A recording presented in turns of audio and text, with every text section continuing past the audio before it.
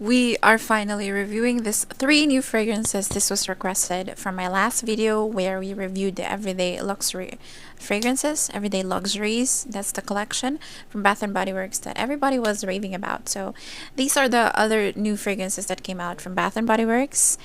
And you might hear some noises in the background. Please forgive me, but my boyfriend is taking a call in the other room. I can't really wait for him to finish because I might not be able to create this video. So we are talking about Bridgerton, Brightest Bloom, and Dressed in White. So we are we are testing them on test strips or test papers. Ano to, exam? On paper, because I only got samples, tiny samples, because I don't really want to blind buy them, and besides, they're still expensive here in the Philippines. But I've been testing this one for the past few days on my skin. I haven't really tested them in full, like what am I saying? Like fully spray it on my body. So I really cannot say the projection or the longevity, but I think they're pretty decent. Let's start with Dressed in White because this is the most pretty, the prettiest packaging in the bunch of the 3 that we're talking about today. Look at this, like look at that. I've already ordered that, but it's gonna take time for this to arrive here in the Philippines. So the website of Bath and Body Works says this smells like the start of a beautiful adventure. Really. And the notes, it has pear blossom, ivory, gardenia, so it has florals and satin wood. So I'm guessing it has woody notes in here. So when I smell this one, it smells powdery. It smells a little bit sweet. It's floral. The woodsy notes in here, it's not as strong as their other woodsy notes. I think there's something a little bit, just a little bit of earthy notes in here, but it's mainly a powdery floral scent with some hints of sweetness. So it's a very soft scent for those who like floral scents. This is good for the weather here in the Philippines because I think powdery floral scents or fresh floral scents will go well with our weather, especially it's very hot in here. It's a tropical, humid country. And when I first used it, I was like overwhelmed because I was testing a lot and I forgot about it. It's forgettable. But when you smell it on its own, it's pretty. It's a pretty fragrance, but I think if you have a huge collection of powdery floral fragrance, this can be boring. This can be boring for some who has a huge collection, but if you're just starting with your collection, I think you will think this is a pretty addition to your collection, especially if you like powdery florals. If I can compare this one to something that I smelled before, it's probably this one, fresh gardenia, because of the gardenia. If you like the gardenia in here, there is a high chance you will like the florals in Dressed in White. But again, remember, it's a powdery scent. We really cannot stay away from the powderiness in here. So I think it has decent lasting power if you pair it with the lotion or the body cream. But I don't think this is a strong fragrance. It's gonna give you a headache if you don't like powdery scents, but if you like Moonlight Bath, that kind of powdery, it's not the same as Moonlight Bath. I'm just saying it's that kind of powdery. Next one, we have Brightest Bloom. This one, it says, it smells like strolling through a beautiful flower garden. So expect florals.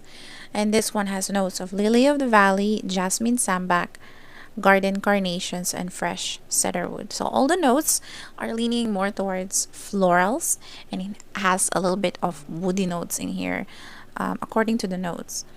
For me, it is a sweet floral scent. The sweetness in here is somewhat a fruity kind of way, like a berry of some sort. I don't know what kind of berry, maybe blueberry or some red berries in there, but it gives it that sweetness. But it's not a very sweet juvenile fragrance. It's a tita scent. It's a little bit grown up, but not too mature. I think this is a very nice office scent. Again, it's for those who love florals. I think it was compared to a particular Jo Malone fragrance. I'll put it right here. Like, I forgot the name. One of my office mates was in love with that fragrance. She likes it because it's strong and it's floral. This one is not as strong as the inspired scents that I smelled of this fragrance.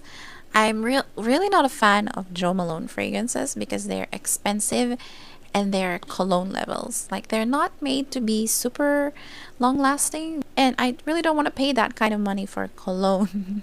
So for this one, I think I can wear this on a particular mood only, on a particular occasion. I see this one as an office scent, like a more grown up situation. I don't think people who likes juvenile fragrances will appreciate this one because it really is smelling like a perfume, but it's in a softer way. It's not as strong as a perfume, but it's smelling like a milder version of a perfume.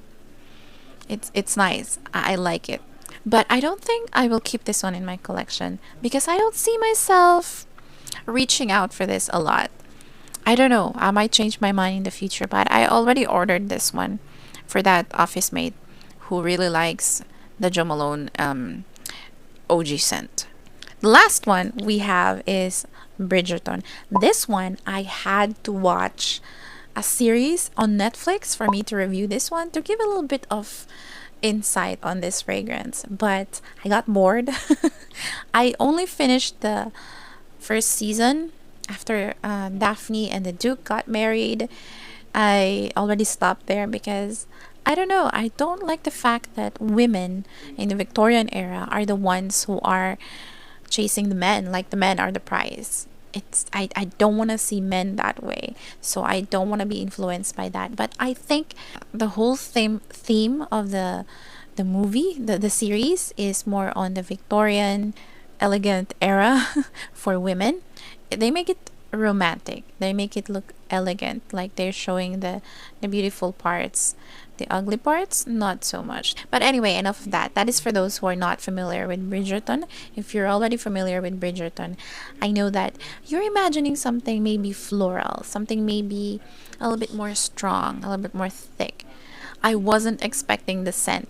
Let's talk about it. It says on the website, smells like you've captivated and enchanted your toughest critics. So in the series, the Diamond of the Season, and that's what the name is, Bridgerton Diamond of the Season. The Diamond of the Season is what they name the most beautiful, or what the queen has given the thumbs up on all the eligible bachelorettes that are in line looking for husbands. And on the first season, it was Daphne. And when I smelled this one, it really wasn't Daphne because this one has sparkling peach, spring daffodil, and radiant jasmine. I was expecting this one to be a fruity floral, like a fresh floral, like a dainty girly girl kind of way, but it's still floral. When it came, it's tropical, so it really is not Daphne from season 1. Maybe it's Kate from season 2. I really have to look up season 2 for me to put a character for this one. It's not Daphne that we knew from season 1. I was a little bit disappointed because I don't want another tropical fragrance in my collection, and I wasn't expecting a tropical fragrance for Bridgerton because again, it's a Victorian era in London. It's not a tropical country. I know. So the only way I can put scents in this is Kate from season 2. I think she's the diamond of season 2. Again, I haven't watched season 2 for those who are familiar with Bridgerton. And if you smelled this one, let me know your thoughts because Kate, I think, is from India. And India is from Southeast Asia. So I think we can classify that as a tropical country. Can we? Anyway, this one is very fruity with some coconut milk in here. That's the shortest description I can give you. It's a tropical fruit cocktail with coconut milk, with some florals maybe in the background. Some of my friends at the office mentioned it smells like sunsilk colored pink. and I agree with that. I'll put the picture right here if I can find it.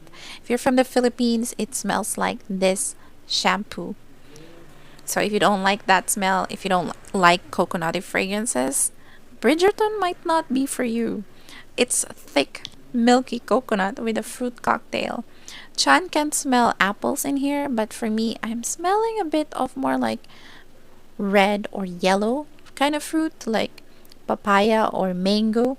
So it really is a combination of a lot of fruits. You cannot really point out what specific fruit, but I'm picturing something like the color of papaya or mango, something colorful. So it's like really a fruit cocktail. My mind might change in the next few months once I got the full bottles, but I think there's only one thing that I will keep in this three, which is dressed in white. Aside from that, the packaging is really beautiful. I think it's something that I would wear, but I already have fresh gardenia. It's not exactly the same, but it's giving like sisters kind of vibe. So if you hate fresh gardenia, might not be for you. If you love fresh gardenia and if you want a more updated version of it, go for it. And because the packaging is really to collect. Don't forget to give me a thumbs up if this was helpful for you. And I would like to know your suggestions in the comment section below. See you in the next one. Bye!